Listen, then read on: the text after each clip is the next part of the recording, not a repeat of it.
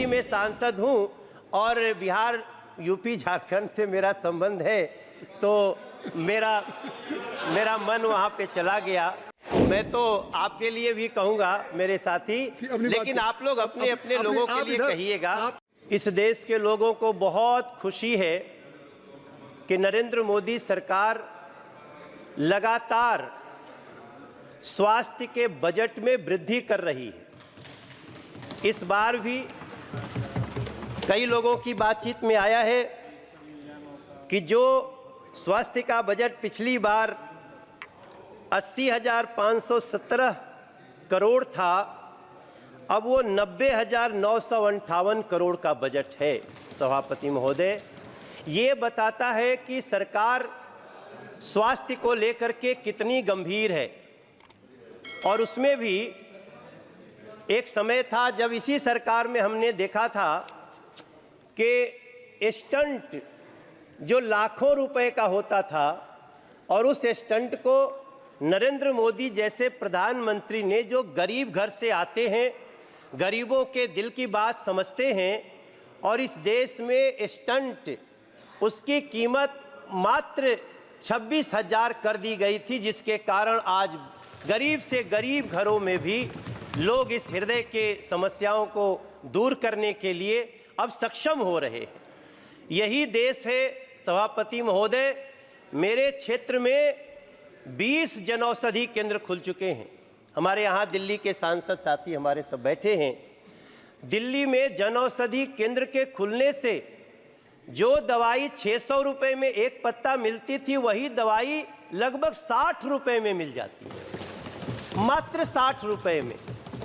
और इस बजट में वैसे तो बहुत सारी बातें हैं, लेकिन एक ऐसा प्रावधान किया गया है जिसने खुशी के आंसू लाए हैं उन लोगों के मन में, उनके आंखों में, जो लोग कैंसर से पीड़ित होते थे या उनके परिवार के लोग कैंसर से पीड़ित होते थे। मुझे लगता है चाहे ये ट्रेजरी बेंच हो, चाहे वो सामने का बेंच हो, सभी लोग इसको अप्रिशिएट कर रहे हैं कि अब कैंसर की 3 महत्वपूर्ण दवाइयां, जिनमें लोगों को इतना बड़ा खर्चा होता था कि कई बार तो गरीब परिवार के लोग हिम्मत तोड़ देते थे, आज तीनों दवाइयों को इस बजट में कस्टम के शुल्क से मुक्त किया गया है और उसका बहुत ही आसान इलाज हो गया है। मैं अपनी बात को बहुत लंबा नहीं करूंगा सभापति महोदय। मैं एम्स का गवर्निंग बॉडी का मेंबर हूं और मैं पिछले 4 साल से उसके साथ काम कर रहा हूं। मुझे लगातार लोगों के जो कॉल्स आते हैं, लोग जैसे परेशान होकर आते हैं, तो मैं 2 सुझाव देना चाहता हूं इस बजट के मार्फत।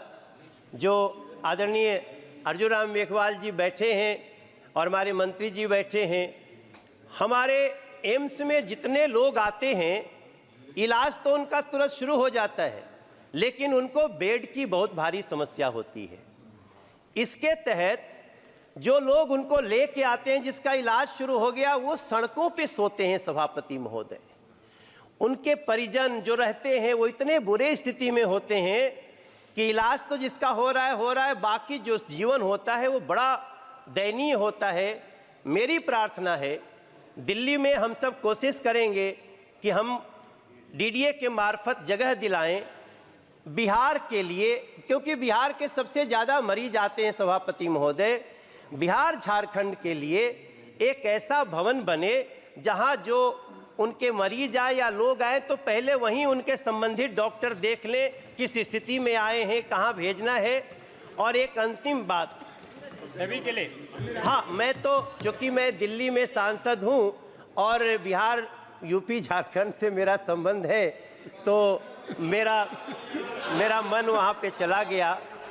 तो हाँ, नहीं, बिल्कुल, मैं तो आपके लिए भी कहूँगा मेरे साथी, लेकिन आप लोग अपने अपने लोगों के लिए कहिएगा। आप चेयर को एड्रेस करें। जी सभापति महोदय, इधर मत देखिए। तो हम जमीन दिलवाने में भी मदद करेंगे सिर्फ, और मुझे जो मैं अंदर कमेटी में बैठता हूँ, एम्स इसको करने में बहुत उत्सुक होगा, ये हमारा विश्वास है।